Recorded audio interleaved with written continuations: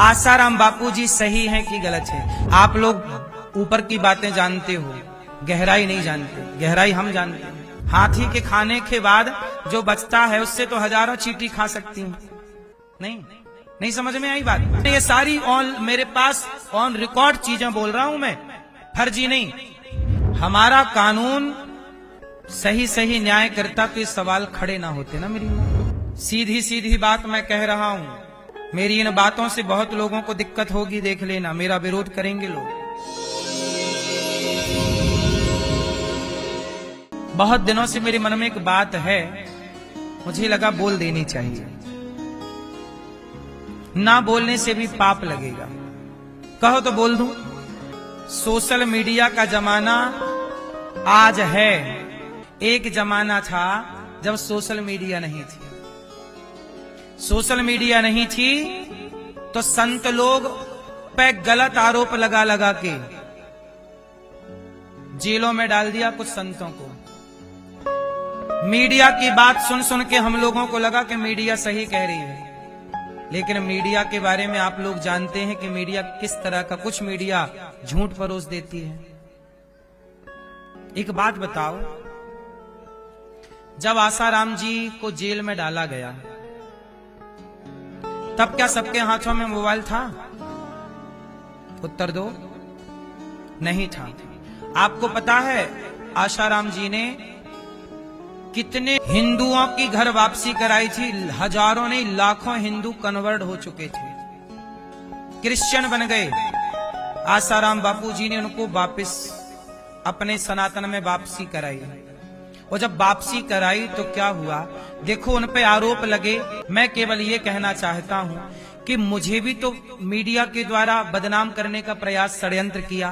पूज्य प्रेमानंद जी जैसे महान संतों को भी मीडिया ने बदनाम करने का प्रयास किया, और इतना बदनाम करने का प्रयास किया कि पूज्य प्रेमानंद जी के लिए एक आदमी ने क्या बोल दिया कि मैं गोली मार दूंगा। ये पूज्य प्रेमानंद जी को बोला था ना एक आदमी ने।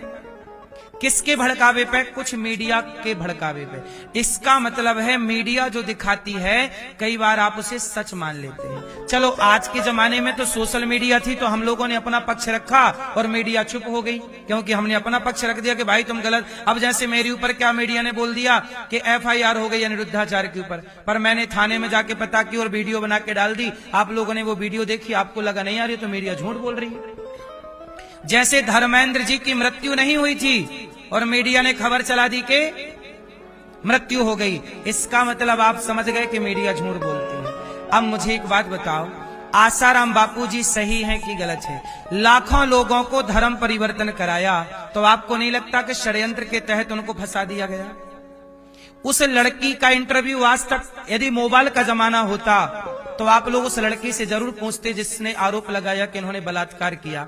भाई, आरोप लगाने वाले के शरीर में कहीं खरोंच नौच तो दिखती? क्योंकि वो उस समय बूढ़े थे, तुम जवान थी। कोई पकड़ के तुम्हारे साथ कैसे बलात्कार करेगा? यदि करेगा तो तुमने अपना बचाव तो किया होगा। आज का जमाना होता तो मीडिया, सोशल मीडिया के द्वारा आप उस लड़की से इंटरव्यू करते। आज तक वो लड़की किसी को मिली ही नहीं, पर वो लड़की कहां गई? क्यों नहीं उसका इंटरव्यू हुआ? सोशल मीडिया नहीं थी तो कोई नहीं जान सका, क्योंकि ये मीडिया थी केवल। यदि ये मीडिया, आज सोशल मीडिया ना होती तो ये मीडिया तो हम लोगों पे भी आरोप लगा के कुछ भी अंदर करा चुकी होती। पूज्य प्रेमानंद जी पे भी आरोप लगा के अंदर करा चुकी होती। वो तो आज की ये मीडिया है, सोशल मीडिया, जिसके बल पे हम लोग अपनी अपनी बात रख पाते हैं। वरना आसाराम जी के जमाने में सोशल मीडिया के ना होने से जो आपको ये मीडिया दिखाती रही, आप उसे सच मानते रहे। ये बात सोचनी है या नहीं? उन्होंने लाखों हिंदुओं को घर वापसी कराया, तो ये बताइए, विदेशी ताकतें भी तो लग जाती हैं आपके पीछे। जब आप हिंदुओं को क्रिश्चियन से वापस हिंदू बनाओगे तो ईसाई लोग पीछे लगेंगे कि नहीं? और उस जमाने में सरकारें किसकी थी? उत्तर दो। ईसाइयों की सरकारें थी और ईसाइयों से हिंदू बना रहे थे आसाराम जी। तो पूरा सरकार से एंटी हो गया ना। तो सरकार है यार। आज सरकार चाहे तो मुझे जेल में बंद कर दे, कोई भी आरोप लगा दे, मैं कुछ नहीं कर सकता। इसका मतलब है मेरी माँ, इस देश के संतों को इसलिए बदनाम किया गया कि युवाओं के मन में संतों के प्रति घृणा हो जाए। उस संतों के प्रति घृणा भर देंगे तो धर्मांतरण के लिए कोई बोलेगा नहीं, धर्मांतरण तेजी से। इसलिए गांव जहां मंदिर थे वहां पर क्या बन गई? वहां पर चर्च बन गई, वहां पर मस्जिदें बन गई। ये संत ही हैं जो सनातन की ढाल बनकर खड़े हैं छाती पे। वो आदमी, वो साधु जेल चला गया, किसके लिए? आरोप लगाने वाले और सिद्ध करने वाले। हम ये नहीं कहते कि कानून पे भरोसा मत करो, कानून पे भरोसा करो, पर मुझे एक बात बताओ, एक पक्ष को मीडिया ने दिखाया, एक दूसरा पक्ष उस लड़की का तो सुनते कि बहन तेरे साथ बलात्कार हुआ तो बूढ़ा आदमी था, तेरे वो क्या कह रही थी कि मेरे माँ बाप बाहर बैठे थे, तो चिल्लाई ना होगी क्या? चिल्लाती तो माँ बाप ना आ जाते।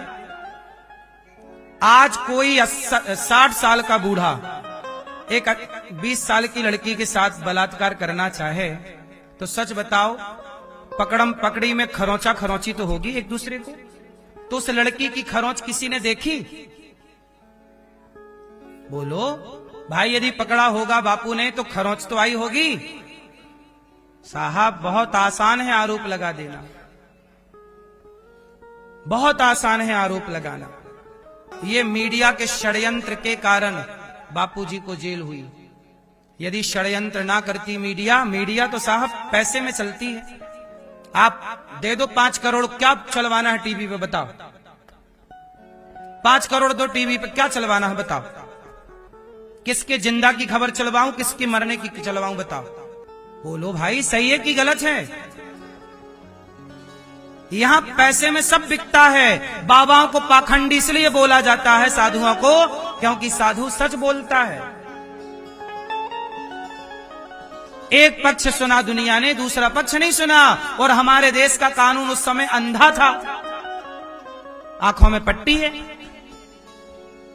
आप लोग ऊपर की बातें जानते हो, गहराई नहीं जानते। गहराई हम जानते हैं। सुनो, आसाराम बापू उस समय बड़े संत थे, समाज की सेवा कर रहे थे। कुछ लोगों ने क्या किया, उनसे पैसे उधार ले लिए। आसाराम बापूजी का बहुत सारा पैसा बाजार में फंसा हुआ था और बापूजी चले गए जेल। तो जिनने पैसा लिया था उन लोगों ने सोचा कि बापू बाहर आएंगे तो पैसा देना पड़ेगा। तो बापू को जैसे 20 रुपए लिए हैं तो 5 रुपए मीडिया को दे दी, यार तुम तो इनको अंदर ही रखो दबाव बना के, ताकि चुकाना ना पड़े। आप ये भी तो सोच सकते हैं कि अपनों ने भी तो गद्दारी की। क्या शिवाजी, पृथ्वीराज, कितना भी इतिहास उठाओ, झांसी की रानी, क्या अपनों ने गद्दारी नहीं की? इसलिए मेरी मां, संतों को बदनाम करने का किस मीडिया ने किस संत को छोड़ा है ये बताओ मुझे। क्या पूज्य प्रेमानंद जी को बदनाम करने के लिए प्रयास नहीं किया? वो तो उनका चल नहीं पाया बस, वरना डिबेट लगा लगा के दिन भर प्रेमानंद जी के बारे में, पूज्य प्रेमानंद जी के बारे में चलाया कि नहीं? 4 महीने पुरानी बात बोल रहा हूं मैं। पूरी कसर लगा दी, पूरी जान लगा दी, कसर छोड़ी। वो तो पूज्य प्रेमानंद जी पे आप लोगों का विश्वास था और सोशल मीडिया थी, सारी बातें स्पष्ट हो गई। वरना क्या क्या आप बोल सकते थे? मीडिया जो बोलती आपको लगता वाह ये सब ठीक दिखा रहे हैं बस। इसलिए मेरी मां, इस देश में संतों के बलिदान, संतों के योगदान को मीडिया ने नहीं दिखाया। संतों ने कितने लोगों को हिंदू बना दिया, धर्म से भटके हुए लोगों को रास्ता बताया, वो नहीं बताएगी।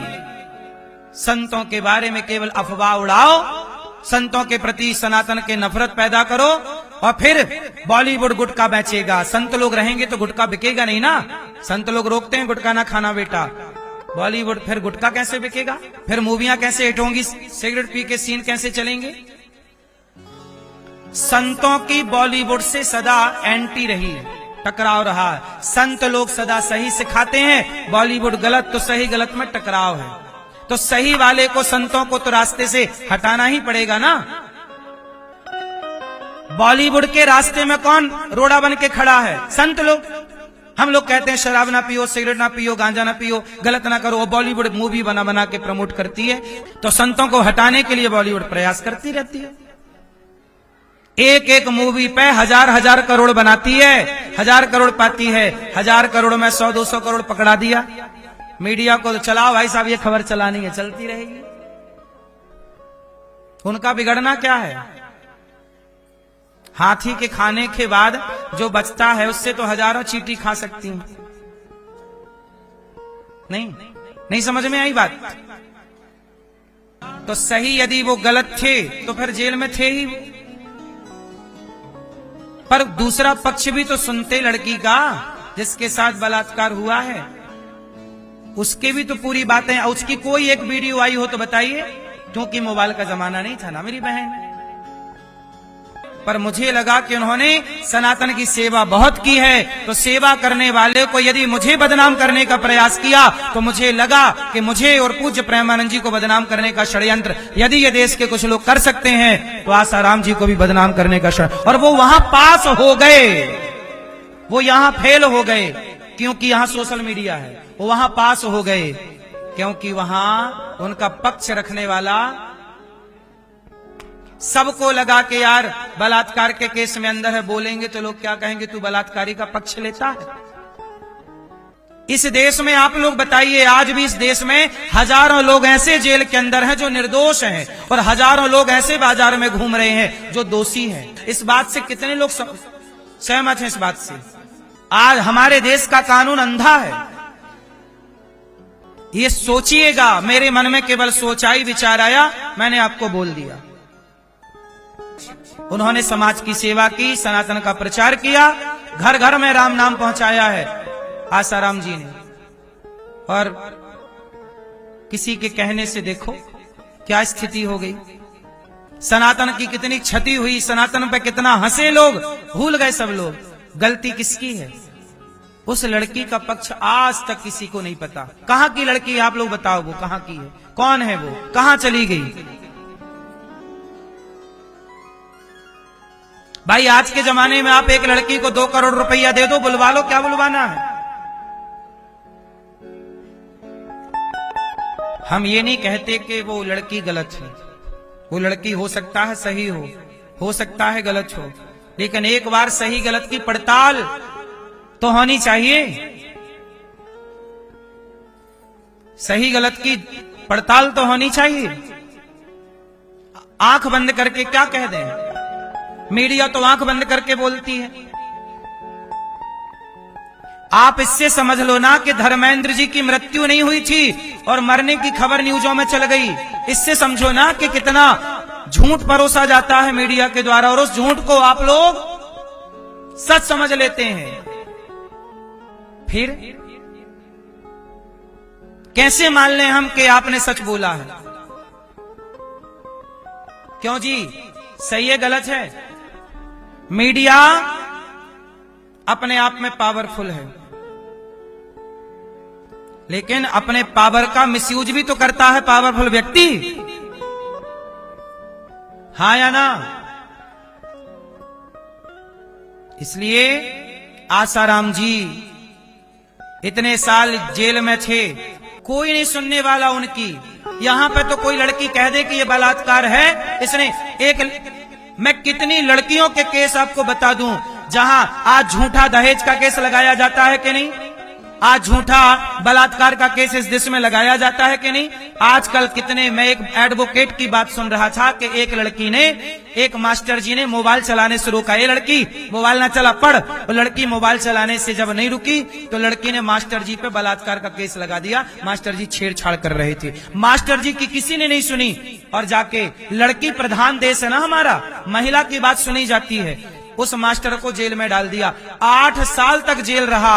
8 साल के बाद छूट के आया निर्दोष, बाइज्जत बरी हुआ कि छेड़छाड़ कुछ नहीं थी, लड़की को मोबाइल चलाने से रोका था मास्टर जी ने। आजकल आप लोग अपने बच्चों को मोबाइल चलाने से रोक दो, तुम्हारा बच्चा गुस्सा हो जाता है, उसका बस चले तो क्या ना कर डाले। वो लड़की ने भी बोल दिया कि मास्टर जी छेड़छाड़, झूठे ही आरोप। उस झूठ के चक्कर में 8 साल गवाया उस आदमी ने जेल में। मुझे कहना केवल इतना है कि लड़की यदि सच बोल रही है तो 8 नहीं 16 साल की सजा दो, पर लड़की ने यदि झूठा आरोप लगाया तो उसको भी सजा होनी चाहिए कि नहीं, ताकि झूठ बोलने से दुनिया डरेगी। तुम लड़की हो मतलब कुछ भी बोल दोगी। हमारे देश के कानून की बात करता हूं। एक आदमी, आपने ये सारी मेरे पास ऑन रिकॉर्ड चीजें बोल रहा हूं मैं, फर्जी नहीं। एक आदमी पर आपने न्यूज में सुना होगा, एक आदमी 40 साल तक जेल में रहा।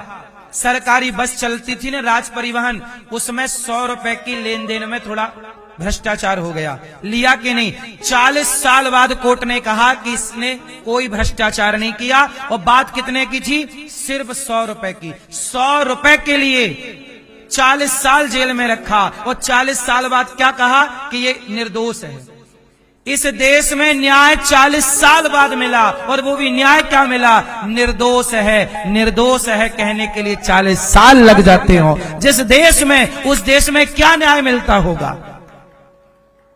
किसे न्याय मिलता होगा? इस देश की न्याय व्यवस्था क्या है? कौन कहे? हम कहेंगे तो हम पे आरोप लगा के जेल में डाल दिया जाएगा। कल आप लोग ही कहोगे कि अनिरुद्धाचार गलत होगा। हमारे पीछे तो अभी भी लोग पड़े रहते हैं। कौन सुनने वाला है यहां? आसाराम जी की किसने सुनी?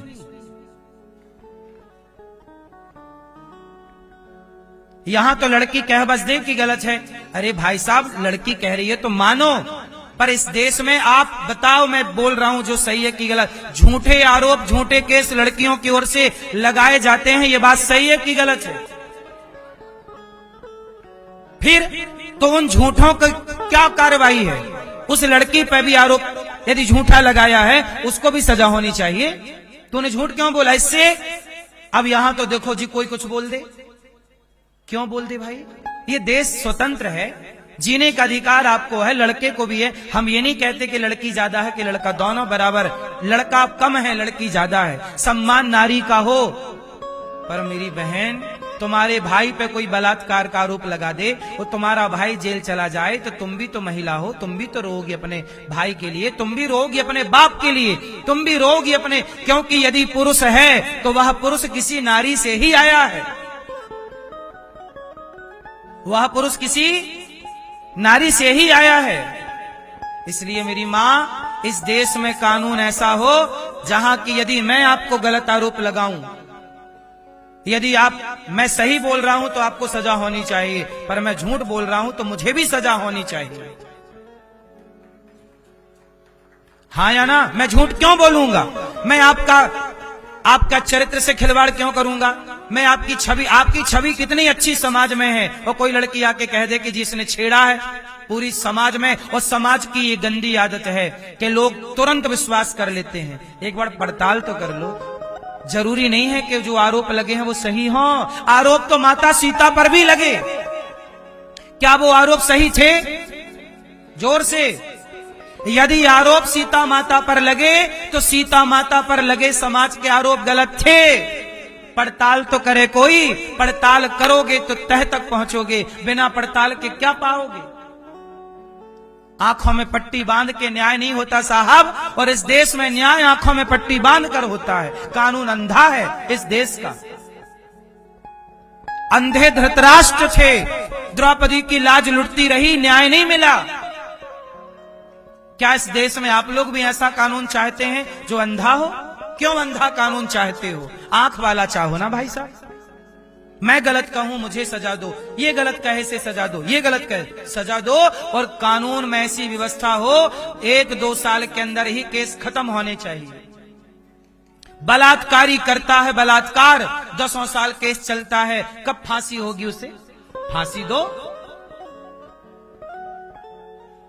गौ हत्या करने वाला, मैंने आज सुना एक भैया आए, उन्होंने बताया कि एक देश है,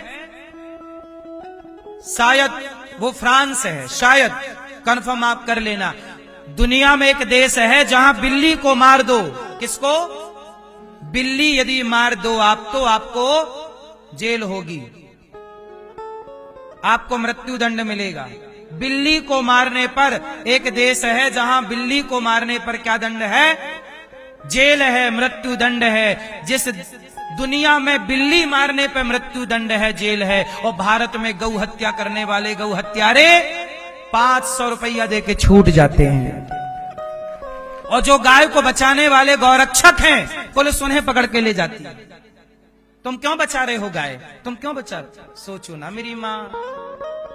और भारत क्या कहता है, गौ माता है। इस माता के लिए कौन बोल रहा है, किसे पड़ी है? जो बोलेगा उसे जेल में डाल दिया जाएगा। क्या बोलूं मेरी माँ, किसे बोलूं? यहां सिस्टम भी तो अंधा है। यहां धृतराष्ट्र तो धृतराष्ट्र है, यहां केवल आंखों के अंधे नहीं कान के बहरे भी है ना मेरी माँ। किसको सुना रहा हूं मैं बातें? जिनको सुनना चाहिए उनके कानों तक पहुंचेगी नहीं। आपके कानों तक पहुंच गई तो होगा क्या मेरी माँ? इस देश में न्याय नहीं है साहब। कितने लोग सहमत हैं इस बात से कि इस देश में न्याय नहीं है?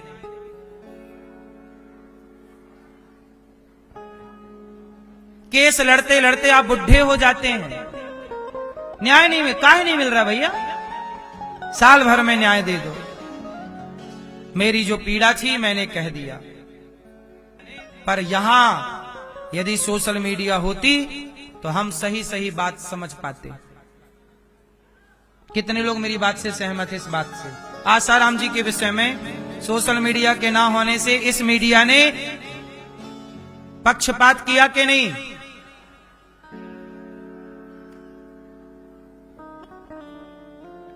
हमारा कानून सही सही न्याय करता तो ये सवाल खड़े ना होते ना मेरी मां। केवल आसाराम जी की बात नहीं है। आसाराम बापू जी इस देश के संत थे, संत हैं। उनके कारण सनातन को उंगलियां उठानी पड़ी, सनातन पे उंगलियां उठी और सनातन की हानि हुई कि नहीं? वही तो हमने बोला कि उस समय की वर्तमान सरकार क्रिश्चियनों की सरकार थी, तो हिंदुओं की बात सुनता कौन? सीधी सीधी बात मैं कह रहा हूं। मेरी इन बातों से बहुत लोगों को दिक्कत होगी, देख लेना, मेरा विरोध करेंगे लोग, लेकिन विरोध करेंगे इस डर से क्या मैं सच ना बोलूं? साहब देखो, सच बोलने की आदत है। मैं घुट घुट के नहीं जी सकता। मैं कल मरने वाला हूं, आज मर जाऊं, पर अपना धर्म का पक्ष कह के मरूंगा।